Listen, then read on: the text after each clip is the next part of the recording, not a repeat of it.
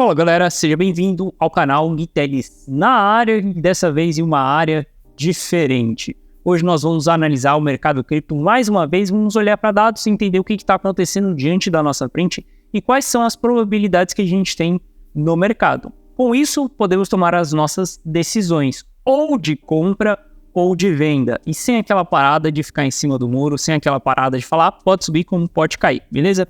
Então vamos analisar o mercado hoje e especialmente direto da Itália. Sim, vou passar 30 dias aqui na Itália exatamente resolvendo uma dupla cidadania. Isso tem um pouco a ver com o mercado cripto, tá? Existe uma maneira da gente fazer realizações de lucro sem que a gente seja tributado. E estou aqui na Itália exatamente para fazer uma parte desse processo. Mas isso eu conto para vocês mais para frente, beleza? Se você não for inscrito no canal, considere se inscrever. Aqui eu trago um mega conteúdo todos os dias da semana, principalmente quando eu falo sobre análise on-chain. E caso esse conteúdo venha fazer sentido para você, deixe seu like para dar aquela força pro canal, para mostrar que o conteúdo está sendo relevante, beleza? Bom, chega de papo aí, direto olhar para os ETFs. Sim, a gente vai olhar exatamente para isso mais uma vez. Olha só. Quando a gente teve aprovação de ETF nos Estados Unidos, algo que eu sempre comentei com vocês, mesmo antes da aprovação, era que a gente não deveria olhar se a SEC iria aprovar ou não. Já era carta dada que a gente ia ter a aprovação. Por que era carta dada? Exatamente porque a gente tinha BlackRock por trás. E só foi negado um ETF na história da BlackRock quando ela solicitou para a SEC. E eu não sei se você sabe, esse ETF era um ETF às escuras, onde a BlackRock não deveria informar aos seus clientes o que continha dentro daquele ETF. Uma coisa meio maluca, né? E esse foi o único ETF que foi rejeitado, reprovado. Isso foi exatamente, acho que a BlackRock testando o poder dela ali exatamente com a SEC. Se eles aprovassem isso daí, cara, aí simplesmente os caras iriam conseguir fazer absolutamente qualquer coisa. Então, já era meio que carta dada que quando a BlackRock havia solicitado o ETF, a gente iria ter essa aprovação. O grande ponto não era se a gente ia ter aprovação ou não. O grande ponto é se a gente iria ver entradas de capital dentro do mercado. Se esses caras, como BlackRock, como Fidelity, se eles realmente iriam conseguir galgar clientes para que esses clientes tenham demanda de Bitcoin. E é exatamente por isso que a gente vai olhar novamente para esses dados aqui dos ETFs. Isso aqui é algo super importante. Antes de tudo, a gente vai passar pela Grayscale, tá? A Grayscale, ela era um trust de Bitcoin, ou seja, eles não eram um ETF, mas eles forneciam para os seus clientes ali um papel como se fosse um ETF. Esses caras eram exatamente o maior holder que a gente tinha dentro do mercado, tá? E a gente está vendo que eles estão tendo uma retirada de capital, ou seja, eles estão vendendo cerca de 10 mil bitcoins ali por dia. E olha que louco. Mesmo com toda essa venda que a gente tem da Grayscale, 10 mil bitcoins por dia, eu vou mostrar para vocês que a BlackRock, a Fidelity está absorvendo parte disso daqui, mas isso é muito louco, porque a gente vê que mesmo com toda essa força de venda, e mesmo também com toda a notícia, a mídia, a manipulação em cima de toda essa movimentação que a gente está vendo, isso não é suficiente para fazer com que a gente tenha grandes drawdowns acontecendo diante da nossa frente. Isso é um sinal muito importante para o ciclo do mercado. Isso mostra que estamos muito forte em uma bela tendência de alta e que estamos subindo em busca de uma nova bull run, em busca de um novo all-time high, tá? Então, quando a gente olha exatamente aqui para a Grayscale, ela ainda continua com as suas vendas ali, 10 mil bitcoins diário, tá? Esses caras aqui é algo que está trazendo um pouco da pressão de venda para o mercado, mas o que eu gosto de ver, o que eu gostaria de ver antes da gente ter a aprovação de ETF, é exatamente essas informações aqui, de ver que a BlackRock, ela segue comprando dia após dia. Dia 27, eles compraram mais 2 mil bitcoins e pela velocidade que esses caras estão comprando aqui, olha só, hoje eles já têm 52 mil bitcoins. Pela velocidade que esses caras estão comprando, a gente vai ver eles em breve tendo mais bitcoins do que a MicroStrategy. A MicroStrategy é o maior holder tirando a Grayscale. É o maior holder único, tá? Porque a Grayscale hoje ela é um ETF, ela era um trust, mas quando a gente olha para a MicroStrategy é exatamente uma empresa, uma entidade única que está comprando para você. Então a gente vê que BlackRock e Fidelity também, né? Olha só, se a gente puxar a Fidelity aqui, a gente vai ver que exatamente eles já têm 46 mil bitcoins, ou seja, a Fidelity nem está tão para trás assim da BlackRock. A gente vê que esses caras também seguem comprando. Olha que louco. Cara, os 45 mil dólares vai ser o target da onde esses caras vão começar a ter performance dos seus ETFs. Isso mesmo, se o Bitcoin estiver abaixo dos 45 mil dólares, significa que o ETF deles está performando negativamente. E para o market deles, né, eles usam Day One para saber quanto que o mercado se movimentou, né, quanto que o ETF deles tem de lucro. A gente vê que comprar abaixo dos 45 mil dólares é uma oportunidade histórica que futuramente a gente não vai ver nesses patamares nem no próximo fundo do próximo ciclo. Porque a gente está falando que vai ser o custo da BlackRock. Vocês sabem a importância do custo, tá? Inclusive, nesse momento, eu ainda acredito que Bitcoin pode flertar os 38 mil dólares por conta do custo do investidor de curto prazo. O custo dos investidores é sempre quem vai decidir o target do preço. Olha que louco. Se a gente puxar aqui, ó, a análise on-chain, quer ver? Eu nem tinha separado isso daqui para vocês. Mas olha só, se a gente puxar a análise on-chain aqui, ó, Realized Price, e a gente colocar exatamente o Realized Price, que ele é o indicador que fala o custo médio de todo mundo na rede, veja que sempre os fundos de mercado eles são constituídos próximos desse fundo. Então a gente olha lá para 2015, próximo do fundo? Não, próximo desse custo.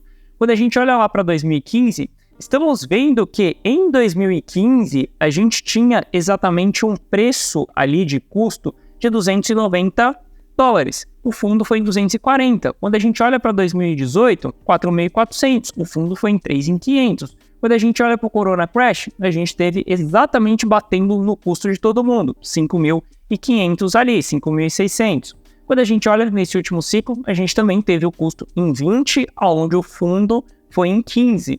Ou seja, sempre o custo ele é uma informação muito importante. E agora pense exatamente nesses caras do ETF. Pensa na BlackRock. A gente está falando que a BlackRock, a Fidelity, todo mundo vai ter um custo inicial de 45 mil dólares. Por quê?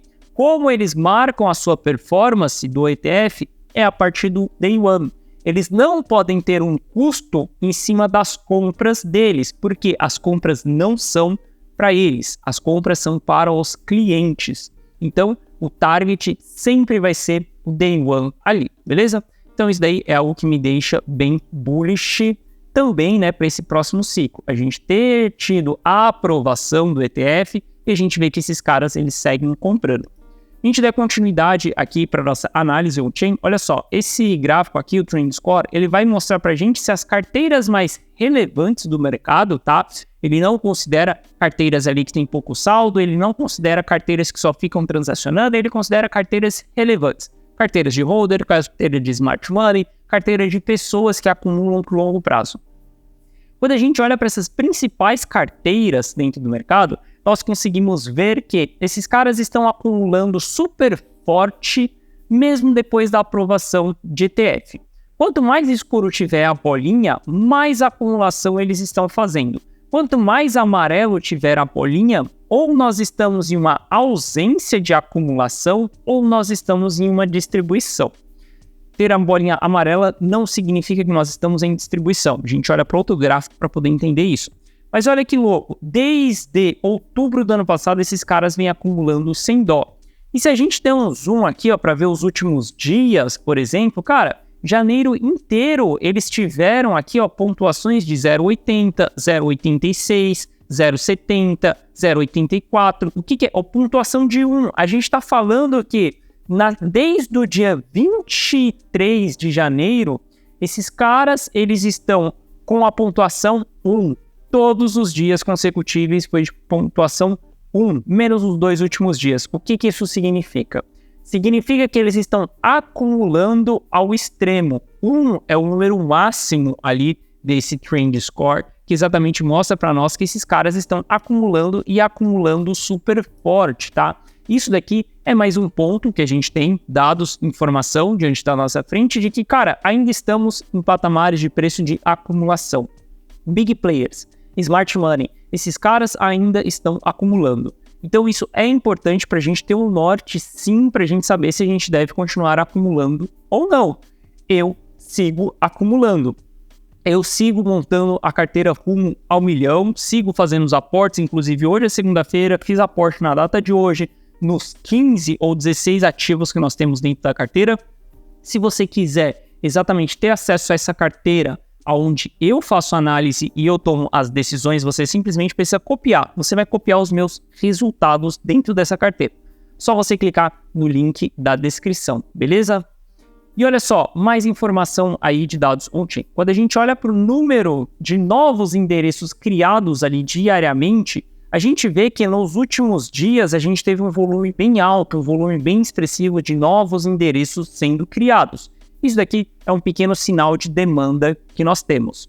E se a gente olhar para o nosso NPL, para a gente entender em que fase do ciclo nós estamos, veja que a gente ainda não chegou dentro da zona azul. A zona azul é quem vai ditar para nós que chegamos no próximo topo.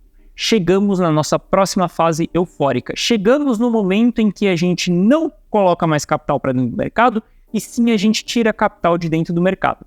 Quando a gente chegar dentro da fase azul, não tem mais oportunidade de compra. As oportunidades, elas passaram. É como se você olhar para o Bitcoin lá em 2021, por exemplo, e você comprar ele em 40 mil dólares. Cara, você comprou em um bom preço? Sim, você comprou em 40 mil, ele foi para 45, 48, 50, 60, 68. Ele continuou subindo a partir do momento que você comprou. Só que depois do 68, ele voltou. Então ele voltou 60, 55, 50, 45, 40, 30, 25, 20, 15 mil dólares.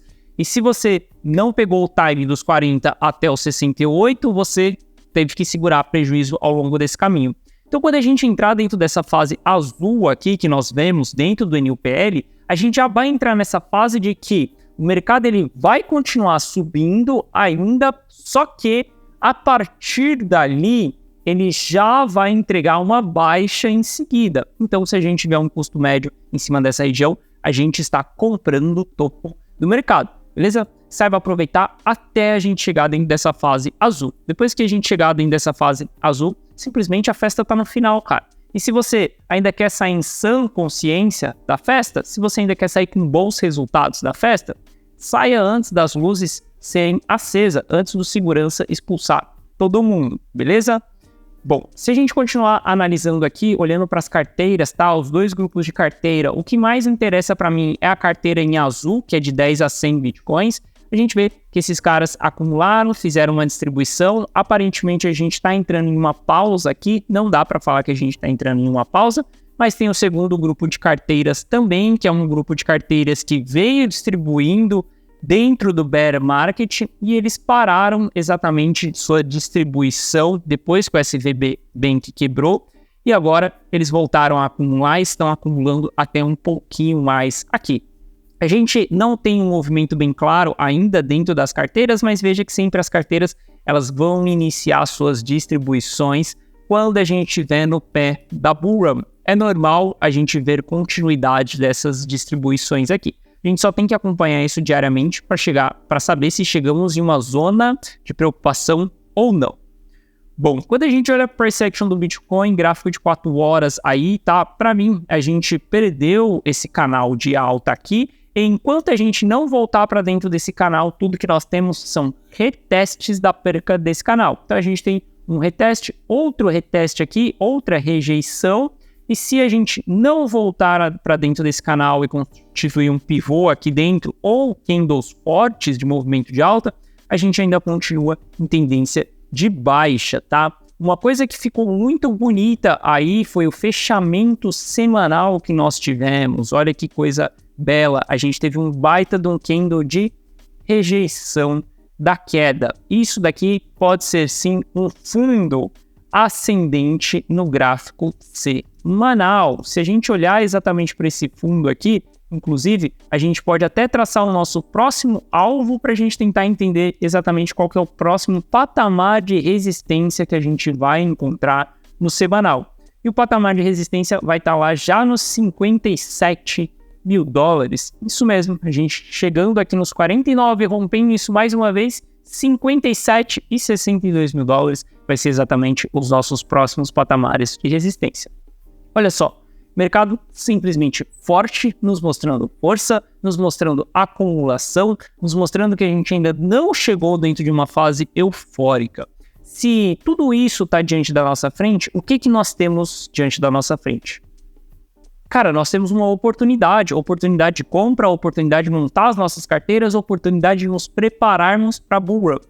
Se você ficar acreditando em colapso, em não sei o que tudo vai acabar e, cara, sempre vai existir pessoas negativas assim, sempre vai existir informações negativas assim, você sempre vai ter a oportunidade de não agarrar as oportunidades que estão diante da sua frente. Você tem as oportunidades, só que nem todo mundo pega elas, tá?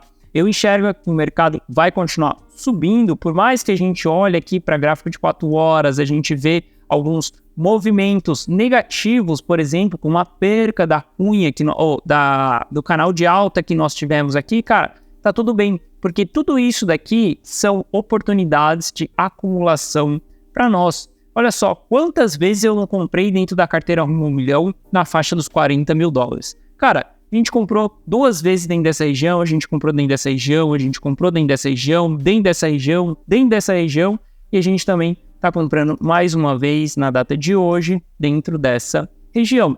Exatamente por conta da gente ter uma oportunidade ainda diante da nossa frente. Ether, para mim, continua extremamente barato. Acredito que a gente pode ver, sim, Ether ainda um pouquinho ali abaixo de 2,100, tá? Para a gente estopar todo mundo que está nesses fundos aqui anteriores. Mas, como eu não gosto de esperar o molho da mosca, eu não vou ser a pessoa que vou ficar esperando os 28 mil dólares redondo.